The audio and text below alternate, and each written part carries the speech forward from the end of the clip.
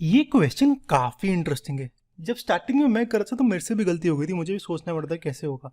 फिर आंसर भी चेक कर रहा था, अच्छा सही है नहीं सही है। मैं काम की चीज़ बताता हूँ इसमें क्या क्या है। ये मेरा कुछ सर्कल है, ये इस क्वाड्रिलेटरल के अंदर है। सबसे इंपॉर्टेंट बात, ए डी और ए बी, अच्छा बी मार्क नहीं है फिगर में, ए डी और ए बी परपेंडिकुलर है, यानी ये एंगल 90 डिग्री है। सर्कल का रेडियस गिवन है, मुझे एक्स की वैल्यू निकालनी है। ठीक है, सबसे पहली बात तो ये जो x है ये दो पार्ट्स में डिवाइडेड है, ए पी और पी बी। ठीक है, A P plus B P कह देते हैं, A P plus B P. पहले ए पी निकालते हैं। ठीक है, अब ए पी निकालने के लिए पहले तो ये जो सेंटर है वो इसको और पी को ज्वाइन करता हूँ। तो मुझे पता है सर्कल का रेडियस और टेंजेंट परपेंडिकुलर होते हैं, तो ये एंगल 90 क्योंकि ए पी टेंजेंट है। ऐसे ही ए एस टेंजेंट है तो ये एंगल 90। ठीक है, अब इस ए पी ओ एस में तीन एंगल्स 90 डिग्री हैं, तो एंगल से हम प्रॉपर्टी लगाऊंगा तो ये भी एंगल 90 डिग्री आएगा। ठीक है, ये तो समझ आया। और ये साइड 10 है, ये मेरा रेडियस है, ये अगेन 10 है। ओके, और हमें पता है कि ए पी और ए एस इक्वल है, A P equal to A S है, क्योंकि tangent from external point equal होते हैं, तो A P equal to A S है। अब देखो, अब ए पी ओ एस में मेरे चारों एंगल्स 90 डिग्री हैं, तो या तो ये स्क्वायर होगा या रेक्टेंगल। रेक्टेंगल में ऑपोजिट साइड्स इक्वल होती हैं, एडजेसेंट साइड्स इक्वल नहीं होती हैं। अगर रेक्टेंगल मान लेते हैं, सपोज अगर रेक्टेंगल है तो ओ एस और ए पी इक्वल होगा, यानी ये भी 10 आएगा, और ओ पी और ए एस इक्वल आएगा, यानी ये भी 10 आएगा। चारों साइड्स इक्वल आ गए तो मतलब ये स्क्वायर है।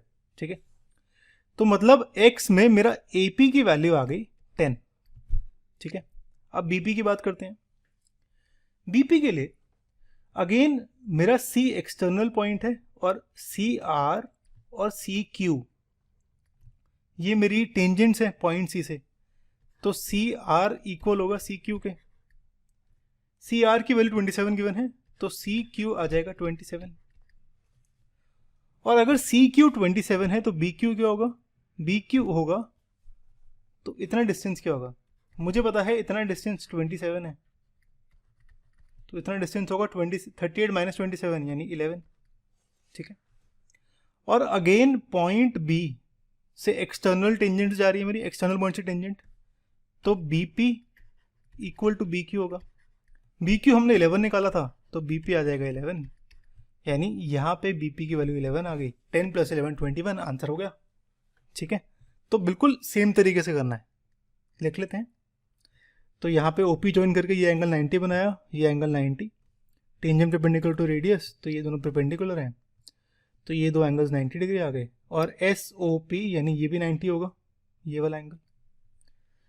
और ए एस और ए पी इक्वल है, tangent from external point equal होते हैं, तो इसका मतलब ओ पी ए एस में मेरे सारे एंगल्स इक्वल आ गए, सारे एंगल्स 90 आ गए सबसे पहली बात तो। और एडजेसेंट साइड्स इक्वल, यानी ये 10 और ये 10 है, ऐसे ही ये और ये इक्वल है, एडजेसेंट साइड्स इक्वल होती हैं तो स्क्वायर बन जाता है। स्क्वायर है इसका मतलब ए पी और ओ एस इक्वल होंगे, तो ये 10 आ गया ए पी। ओके, अब बी पी की बात करते हैं। बी पी के लिए अगेन सी क्यू और सी आर इक्वल होंगे, तो सी क्यू की वैल्यू 27, बी पी और बी क्यू इक्वल होंगे। ठीक है, अब सी बी 38 गिवन है, तो C Q plus B Q 38 है, बी क्यू की जगह बी पी पुट करता हूँ और सी क्यू की जगह 27, तो बी पी की वैल्यू 11 आएगी। तो इसका मतलब एक्स आएगा मेरा A P plus B P 10 plus 11 21 centimetre. ठीक है,